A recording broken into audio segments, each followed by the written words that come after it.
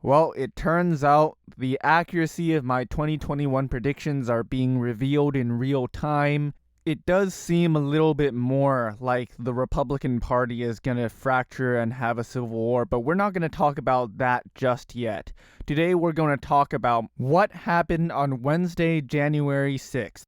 Now, Congress was in the middle of counting and naming Joe Biden as the next president of the United States when a bunch of Trump supporters just rushed into the Capitol and basically started looting and rioting and invading the place. They were able to get into the Capitol buildings, into the House of Representatives, into Nancy Pelosi's office, all a bunch of stuff. They were able to scale the walls and put up flags and crosses and a bunch of things.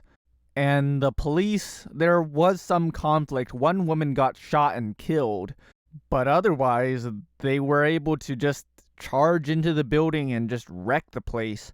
And there was relatively little conflict with the police and everybody else. The protesters basically just got the place so that they could go and vent. And I'm using the word protester very loosely because, well, the United States Constitution protects the right for us to peaceably assemble and protest. But that's not what this is. In fact, it would be completely accurate to call these people fascist terrorists attempting to incite a coup. You can't just charge up the hill holding your firearms and rioting and causing all this damage and trying to overturn the democratic results of our election. When people are anti-democratic and they're trying to install a fascist dictator, then when they try to violate the Constitution of the United States, it's only self-defense to stop those attackers. But that's not what happened. If anybody else had been charging up that hill armed with guns, they would have been stopped and shot and killed before they reached within even 200 feet of the place. If it was Black Lives Matter or Antifa or Occupy Wall Street or whatever, they would all be dead, every last one of them. It's only because the people are white and they have the support of the President of the United States that they're allowed to get away with this sort of thing. Now, let me be clear here. These people are an existential threat to democracy. We cannot let these people continue to threaten our institutions like this because, well, they would establish a fascist state if they could. A lot of them are outright open neo-Nazis. Now, I'm no big fan of the state using force to squash protests and all that, but you have to realize that these terrorists, which is what they are truly a threat to democracy. If Trump had been a little bit more competent and had a little bit more time or had a little bit more support, we could very well be in a fascist state right now. If these terrorists are allowed to succeed, they will bring state oppression far beyond the likes of what we experience today or can ever experience today. It's a simple utilitarian calculation to oppose these invaders. These extremists cannot be allowed to continue existing and exerting force and pressure and power upon our institutions. They will inevitably break down. But how has everybody been reacting to all of this? Well, we know what the conservative commentators and Donald Trump have been saying. Trump specifically has been complimenting these protesters. He's been saying, "Oh wow, we love you. You're very special. Okay, but you gotta go home now. You're completely correct, and democracy is bad, and I should be dictator for life. Yeah, but you should go home now." The conservative commentators are drawing comparisons to Black Lives Matter and some looting and some rioting in those protests along with Antifa, which is nowhere comparable to what is happening. Those are streets with messy outcomes, with millions of people marching. There's going to be some violence, but this is a targeted attempt. They came here looking for violence. It's not some spontaneous rioting that sprang up. They came there, charged up the hill, and tried to overturn our elections. In no way are these similar, yet the conservatives and the so-called libertarians keep defending them. Now, why would it be that some libertarian or conservative would want to defend fascists, neo-Nazis, and white supremacists? Remember, these are the same people who said about the Black Lives Matter movement, Blue Lives Matter, and when the looting starts, the shooting starts, and law and order. But now that the giant-sized shoe is on the other foot, they're suddenly not talking about this anymore.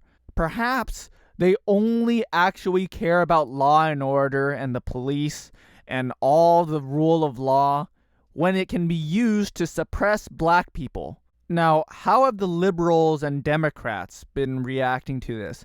Well, obviously they sense that there is a problem, but they don't see the systemic problem nearly as much. Take Joe Biden, for example. He released a statement today talking about how these rioters and extremists are not representative of the American people, that we need to have decency and rule of law and to respect America and its institutions, and that we should all compromise and get along. The problem is, these fascists don't agree with you on anything. How can you get along and compromise with people who don't even agree with you on anything? You like democracy and everybody's rights and think everybody should get a voice. They think only white people should get a voice. You want the best for everybody in America, supposedly, at least. Fascists do not. They don't care about Americans. They care about white Christians. These people don't even share the same goals with you, so why would you compromise with them and give them power and respect? This is not just one singular instance where some crazy person called Trump comes into power and shakes things up and everything becomes madness for 4 years, and after that you can get over the nightmare and continue along your merry way.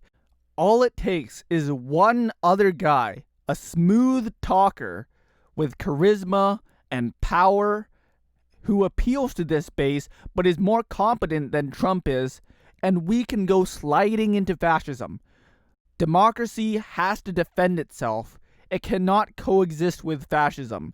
Now, I am no big fan of democracy myself. I think the fact that over 70 million people voted for a fascist like Donald Trump is basically proof that people can be influenced to follow whatever ideology the people in power try to get them to follow. There is no wisdom of the crowd, but I recognize that giving power to a bunch of people and hoping you are one of those bunches of people who manage to get their way is better than leaving all the power at the top with either a strongman dictator or a king or a corporate overlord or whatever, who you know does not have your best interests in mind. I will take democracy any day of the week over that. But in order to defend ourselves against fascism, we have to see fascism coming. How are we going to weed out fascism when most of the people in our country don't even know it exists? That's why step one, as it usually is to call it like it is. Donald Trump is a fascist, and his followers are like him, with no respect for democracy or the rule of law or even the well-being of people in general. Their terroristic coup attempt on the Capitol today is just one more example of why they are a threat to America, a threat to the world, and a threat to its people. And we must do everything in our power to make sure that these people are politically irrelevant. I'm and I approve this message.